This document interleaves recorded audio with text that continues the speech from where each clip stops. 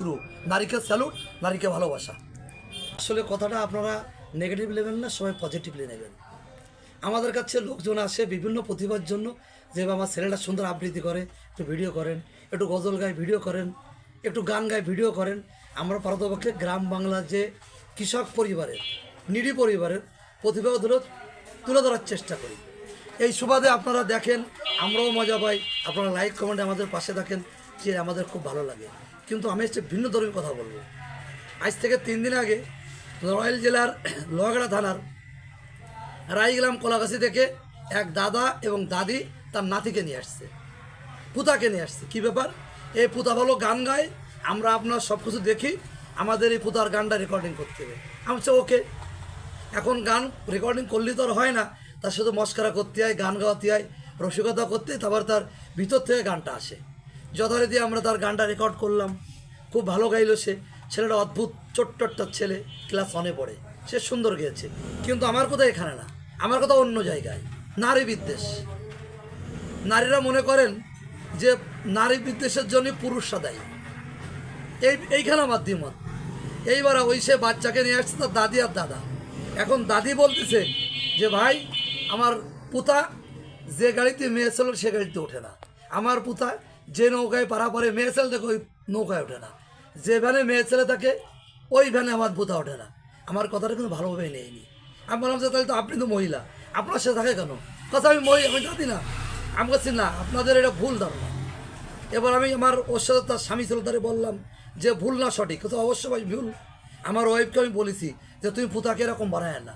আমি তখন বললাম যে পুতাকে এরকম নারী বিদ্বেষী হিসেবে তুলে ধরার কারণ কি? হচ্ছে ভাই ও নামাজ কালাম পড়ে, পাগড়ি পড়ে এবং আসলে সমাজে দেখাই চাচ্ছে নারী বিদ্বেষ হলেই নামাজি হওয়া যায়, ভালো মুসলমান হওয়া যায়। সে বাচ্চাকে এইটা ধারণা দিচ্ছে যে আগে নারী বিদ্বেষ হোক, তারপরে ভালো মুসলমান। কিন্তু ইসলামের কথা তো এটা না। ইসলাম শান্তির ধর্ম, ভালোবাসার ধর্ম, উদারতার ধর্ম। ইসলাম মানে বিশাল। ইসলামই সর্বপ্রথম নারীকে বেশি স্বাধীনতা দিয়েছে, কিন্তু সে হট করে কলুষিত করে বলল তার পুতাকে। তা আসলে আমি মনে করি কি, নারী বিদ্বেষের জন্যই এই সমাজে নারীরাই অনেক অংশে দায়ী, শুধু পুরুষ দায়ী না। ওই যে দাদি, সে তাকে নারী বিদ্বেষে গড়ে তুলতেছে, তাহলে সে কীভাবে সমাজে যায়? আসলে আমাদের এই ধ্যান ধারণা থেকে বেরোয় আসতে হবে যে নারী বিদ্বেষ হলেই বিশাল বুজুর্গ ব্যক্তি, বিশাল আলেম ব্যক্তি, এইটা সমাজে উপস্থাপন করা না, এটা ঠিক না। আসলে তাকে বোঝাতে হবে যে নারীরা সমাজের অংশ, তারাও তোমার মা, দাদি, খালা, নানি ইত্যাদি ইত্যাদি।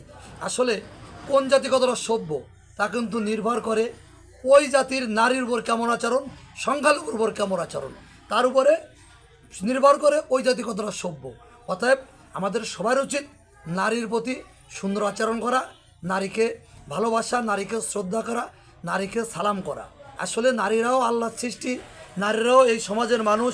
নারীরা কিন্তু ভিন গ্রহের কোনো মানুষ না, তারাও আল্লাহ সৃষ্টি করেছে, আমাকে আল্লাহ সৃষ্টি করছে, সেও যা আমিও তাই। বরং আমি মনে করি নারীরা আমাকে থেকে আরও বেশি পারে। আমরা একটু বাজার করে নিয়ে দিই, সে বাজার সেই তরকারি কুটে রান্না করে সুন্দর করে পাক করে আমাদের জন্য রেডি করে রাখে। আমরা নারীরা একটা ভ্রূণ দিই, সে 10 মাস 10 দিন গর্ভে ধারণ করে একটা মানব সন্তান দান করে। অতএব নারী সৃষ্টির আধার, নারী সৃষ্টির শুরু। নারীকে স্যালুট, নারীকে ভালোবাসা।